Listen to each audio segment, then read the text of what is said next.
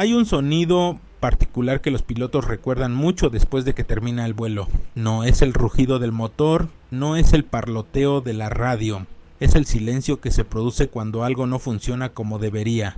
El 17 de enero de 2024 sobre el centro de Argentina. Ese silencio apareció dentro de la cabina de un avión IUR A63 Pampa 3. Ese día el cielo era casi ideal, visibilidad despejada, vientos calmados, sin sistemas meteorológicos provenientes de los Andes. Desde fuera la tarde no tenía nada de especial y así es exactamente como se supone que deben lucir los vuelos de prueba. Abajo, la Escuela de Aviación Militar, a las afueras de la ciudad de Córdoba, se extendía sobre el paisaje. Esta base ha entrenado a pilotos argentinos durante casi un siglo, miles de despegues, miles de aterrizajes. La rutina es parte de su identidad, pero la rutina puede cambiar en segundos. El avión en vuelo era el IA-63, Pampa Serie 3, matrícula A711. Para entender la importancia de este vuelo es necesario comprender el avión en sí. El Pampa no es un avión de combate en el sentido tradicional, no está diseñado para combates aéreos ni en primera línea. En cambio, cumple una función más discreta pero crucial. Es el avión que los pilotos vuelan durante la transición del entrenamiento básico a los aviones de alto rendimiento. Es donde se corrigen los errores, donde se forjan los instintos, donde los aviadores militares aprenden a gestionar la velocidad, los sistemas y la presión. Este avión en particular tenía un pasado complicado. Durante años el A711 estuvo inactivo debido a limitaciones presupuestarias y largos ciclos de mantenimiento que afectan a muchas fuerzas aéreas del mundo. Finalmente, Argentina decidió modernizarlo. El avión se envió a FADA, el fabricante aeroespacial estatal del país, donde se sometió a una renovación completa y se actualizó al estándar Pampa 3 Bloque 2. Nueva aviónica, pantallas de cabina actualizadas, sistemas de navegación y comunicación modernos.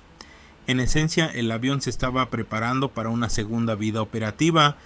A finales de diciembre de 2023, la aeronave fue devuelta formalmente a la Fuerza Aérea Argentina y asignada al Centro de Ensayos en Vuelo. Esta asignación es importante, ¿no? Sí, las unidades de prueba no vuelan para exhibirse.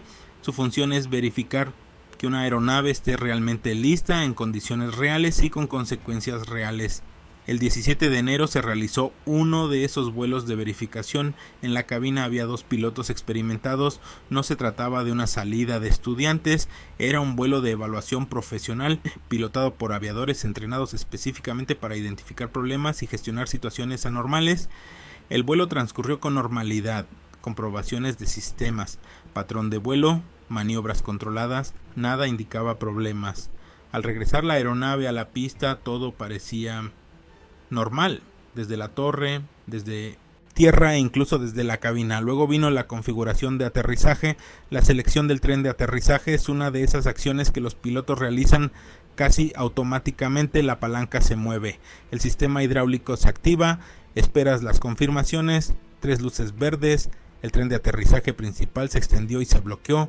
El tren de aterrizaje delantero no lo hizo. Al principio es sutil, un indicador que falta, un retraso que se siente un poco más largo de lo normal, pero la aviación no perdona las suposiciones. Los pilotos verificaron las indicaciones de nuevo, todavía nada. En una aeronave con tren de aterrizaje triciclo como el Pampa, el tren de aterrizaje delantero no es opcional. Sin él la aeronave puede aterrizar, pero los riesgos se multiplican rápidamente. El control direccional se vuelve inestable, los daños estructurales están casi garantizados y si el combustible o el fluido hidráulico se inflaman, la situación puede agravarse instantáneamente. Ya no se trataba de un aterrizaje de rutina. Los pilotos tomaron la decisión correcta de inmediato, abortaron la aproximación y aplicaron potencia, elevando la aeronave de nuevo al aire. No hubo dramatismo en la maniobra, solo una ejecución disciplinada. Se notificó al control de tráfico aéreo, se declaró una emergencia. En tierra los procedimientos se activaron casi Al instante, los bomberos se desplegaron, los equipos médicos se posicionaron, camiones de espuma se alinearon en la pista, el aeródromo pasó de las operaciones rutinarias al modo de emergencia, una transformación ensayada innumerables veces pero rara vez necesaria. Por encima de la base, el Pampa entró en un patrón de espera. Aquí es donde la narración al estilo Cold Fusion pierde ritmo, porque es aquí donde se toman las decisiones reales. Sobrevolando el aeródromo, los pilotos revisaron la lista de verificación de emergencia, se revisó la presión hidráulica, se evaluaron los sistemas eléctricos, se probaron procedimientos alternativos de extensión del tren de aterrizaje. Estos pasos no se improvisan, se memorizan, practican y se les inculcan a los pilotos mucho antes de que se enfrenten a una emergencia real. Aún así, el tren de aterrizaje delantero se negó a desplegarse. Cada vuelta del circuito tenía un propósito. El consumo de combustible. Menos combustible significa menos peso significa menos energía al aterrizar. En emergencias de aviación, el tiempo en el aire, si se gestiona correctamente, puede ser una ventaja. La comunicación con la torre se mantuvo tranquila y constante. No hubo gritos. No hubo urgencia en las voces, no solo información intercambiada con claridad y profesionalidad. En un momento dado, la tripulación intentó un toque y despegue. Esta es una maniobra calculada que se utiliza en casos específicos de fallos del tren de aterrizaje. La aeronave aterriza brevemente sobre las ruedas principales y luego despega. Claro, vibración y el impacto a veces pueden liberar un mecanismo atascado, no está garantizado, pero cuando funciona puede convertir una emergencia en un aterrizaje normal. La Pampa tocó la pista, luego se alejó. El engranaje todavía no se extendió. Ahora la situación estaba clara. El tren de aterrizaje delantero no bajaba. A partir de ese momento el objetivo cambió. Ya no era salvar la aeronave, sino proteger a la tripulación. Los pilotos discutieron su última opción, un aterrizaje controlado con el tren de aterrizaje principal, permitiendo que el morro se asentara en la pista una vez que la velocidad disminuyera. Es una maniobra que se enseña en simuladores y aulas, pero pocos pilotos esperan realizarla en la vida real. En tierra se intensificaron los preparativos, se colocó espuma a lo largo de la superficie de la pista para reducir la fricción y minimizar el riesgo de incendio. Los vehículos de emergencia se reposicionaron para seguir la trayectoria de aterrizaje de la aeronave. La base se detuvo esperando un aterrizaje. La Pampa giró hacia la aproximación final. El descenso fue estable. La velocidad aerodinámica se controló cuidadosamente. La velocidad de descenso se gestionó con precisión. Desde fuera la aproximación parecía casi normal, como suele ocurrir en las emergencias más graves. El aterrizaje se produjo con el tren de aterrizaje principal. Los pilotos mantuvieron el morro separado de la pista, aprovechando al máximo la sustentación aerodinámica que aún ofrecía el avión. Con una suave pero constante presión en los controles mantuvieron la parte delantera del avión suspendida justo por encima del hormigón, permitiendo que la velocidad disminuyera segundo a segundo. En esta etapa no se podía apresurar nada. Esta fue la fase más delicada de toda la emergencia. Si se baja el morro demasiado pronto, el avión podría impactar contra la pista, transfiriendo una fuerza masiva al fuselaje delantero. Si se baja demasiado tarde, la sustentación aerodinámica desaparecería abruptamente, con el riesgo de perder el control direccional o sufrir una caída repentina. El margen era estrecho, la ventana de maniobra era pequeña, y lo único que mantenía al avión en equilibrio dentro de ella era el criterio del piloto. A medida que el Pampa avanzaba, la velocidad aerodinámica disminuía, los controles se volvían más pesados, el avión ya no quería volar, pero aún quería moverse. Luego, en el momento preciso, los pilotos permitieron que el morro se asentara. La parte delantera del avión tocó la pista con suavidad, casi con reticencia. Se oyó el roce del metal contra el hormigón, un roce áspero e inconfundible que resonó por todo el aeródromo. Por un breve instante aparecieron chispas bajo el morro que se proyectaron sobre la superficie gris de la pista, pero no hubo incendio, sin balanceo violento, sin guiñada repentina, sin derrumbe de la estructura. El avión se mantuvo estable. La fricción desaceleró rápidamente el avión mientras se deslizaba hacia adelante, recto y controlado, tal como estaba previsto. Las ruedas principales se mantuvieron alineadas. El avión desaceleró y en cuestión de segundos se detuvo por completo en el eje de la pista. Luego vino el silencio, no el tenso silencio de la incertidumbre, sino la calma e inconfundible quietud que sigue cuando algo peligroso ha terminado. El motor se apagó.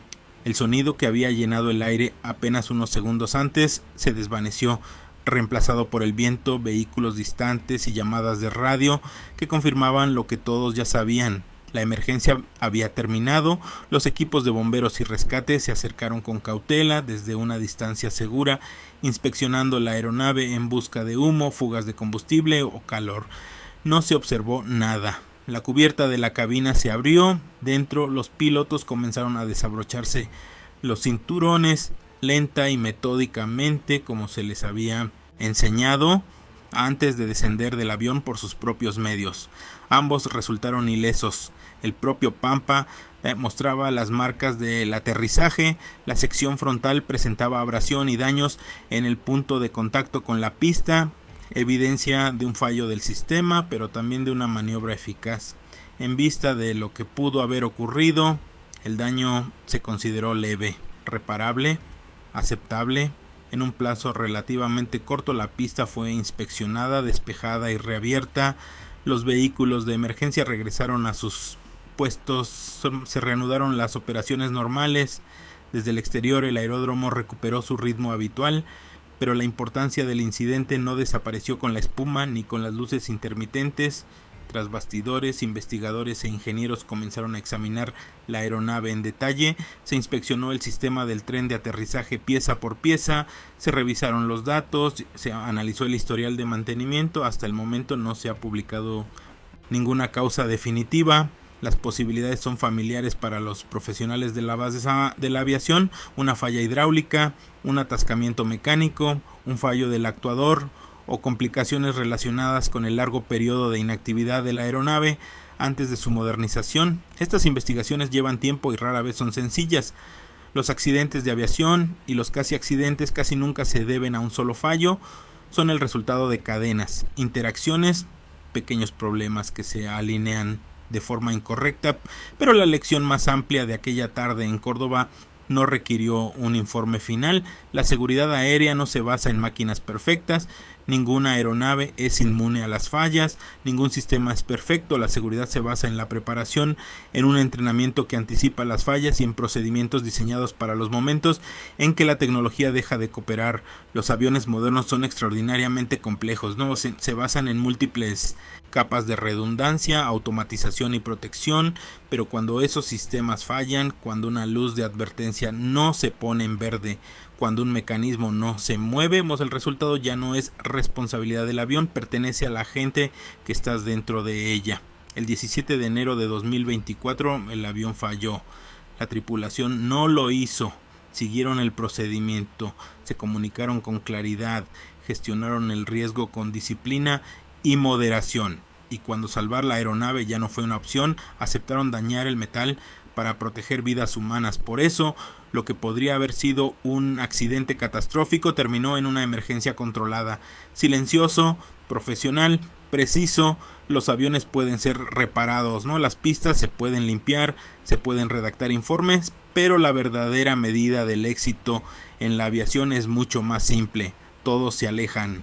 Y esa tarde de enero, en un IA-63 Pampa 3 sobre Argentina, ese estandarte era yo.